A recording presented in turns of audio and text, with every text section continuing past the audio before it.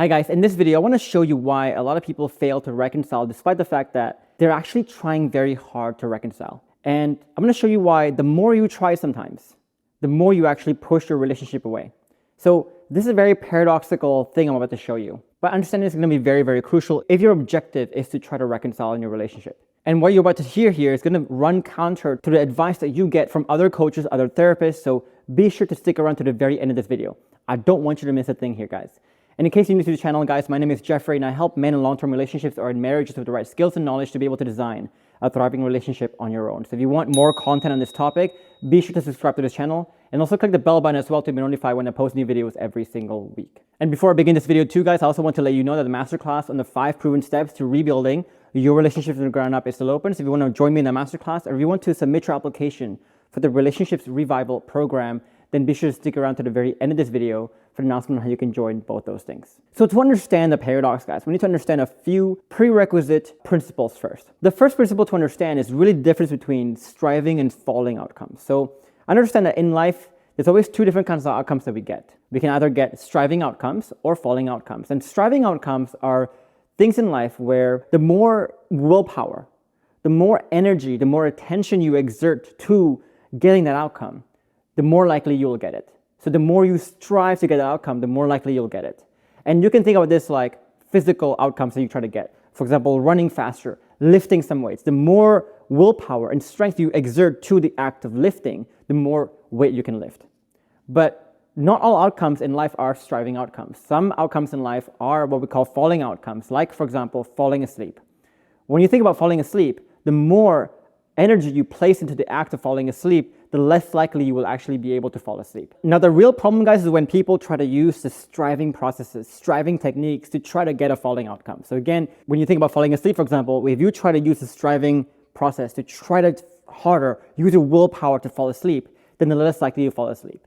And guys, they call it falling in love for a reason. If you want your partner to fall back in love with you, that's a falling action. That's a falling outcome, not a striving outcome. So there are really 2 mistakes that people make here. The first mistake is what we call hunting. Most men, their idea of reconciliation is that they want to manufacture contact and they want to manufacture all these conversations and they want to explain themselves. So they try to use the active approach, for example, active hunting when they're trying to use their emotions, their anger, their neediness, etc., to try to rope their partner back in. They try to use a lot of emotions to do that. Some people use the stoic hunting, which is when they try to explain why they should stay and why leaving is a bad idea. And they try to rope their partner back in there.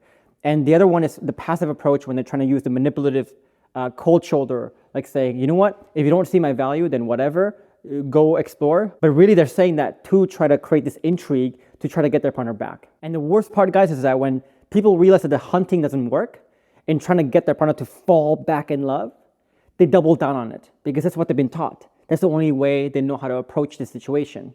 And sometimes, guys, in these moments, your partner might come back momentarily. Like what we said in the other video about space, for example, and you can click the link above my head to watch that, or down below this video, your partner can come back to you. But if she hasn't really fallen into that decision, surrendered to that decision, that's when you're always going to sleep with one eye open. That's when she's always going to have this mindset of 1 foot out, 1 foot in, 1 foot out as well. And the other mistake is what we call the "are we there yet" syndrome. And this is when people try to continuously check in on the relationship, the status of the relationship. Are we there yet? Are we reconciled yet? Where are you now? Are you considering coming back now? And they obsess and focus on the outcome, on wanting to get the outcome and checking on the outcome, checking on the status way too much.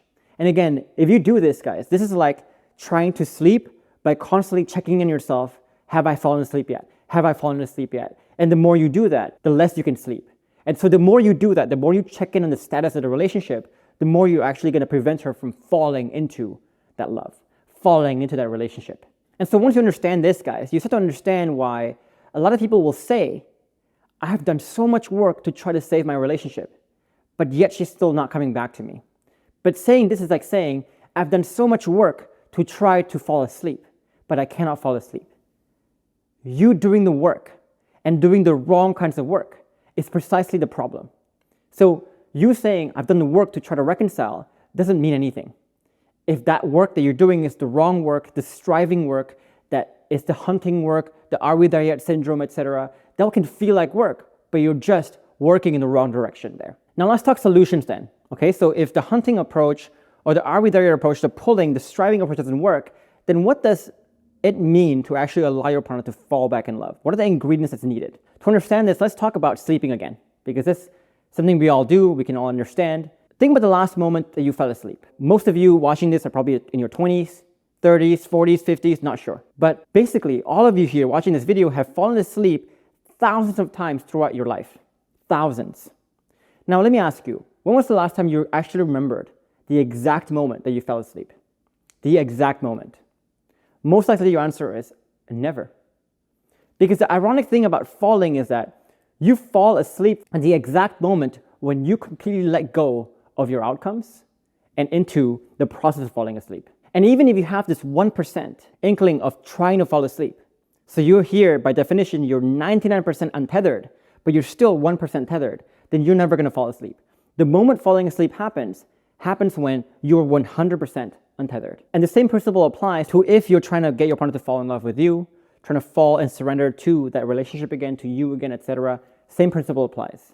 So the first thing you need to be able to do, guys, is what we call untethering. And the very definition of untethering is getting your mind's focus away from thinking about the outcomes and getting to the outcome and doing because you want to have, and getting it focused and addicted to the process instead. Doing because you are.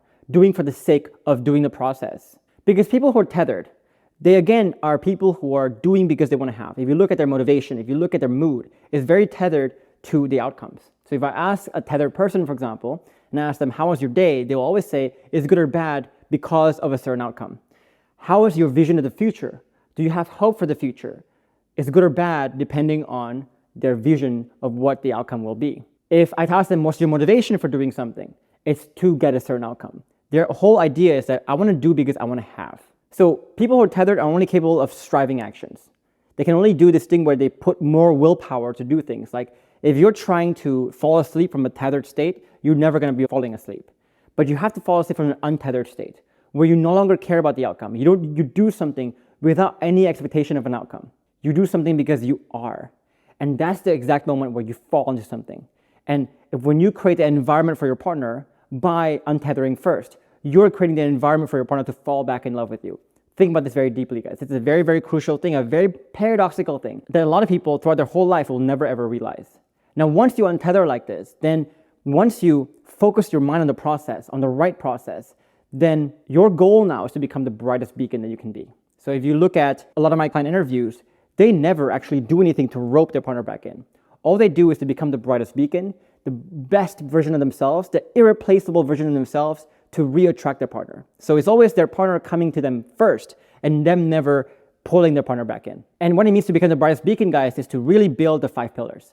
If you can be the man who can build the most level of safety, the highest level of safety, the highest level of admiration, and the highest level of goal alignment, etc., then you are creating this unbreakable relationship. And you're becoming an irreplaceable asset. And the internal shifts matter too. If you can guide this with the frameworks, the best way of conversing with your partner, the best way of conflict resolution, the best way of listening, the best bulletproof mindset, the best untetheredness, the best self-esteem, and antithetic mind, etc., then you're naturally going to climb the mountain very effortlessly. And when you do climb that mountain, you create all 5 pillars, that's when you become an irreplaceable asset. So it's not about just going to the gym, getting all swole, making more money. Those things are what we call necessary but not sufficient. Yes, it's necessary for you to make more money. It's necessary for you to be fit, sure, but that's the bare minimum. That alone is not sufficient enough. The 5 pillars are what we call necessary and sufficient. So make sure we get that clear. Now, there are a few other things that you can do to allow your partner to really fall back into love, to surrender into that love with you. And for this, I'm gonna guide you to 3 videos ago, and I'll put the link above my head or here or down below this video. But that video will again go deeper into these principles of falling versus striving, but also going deeper into the ingredients of surrender and what you can do to build those ingredients for yourself.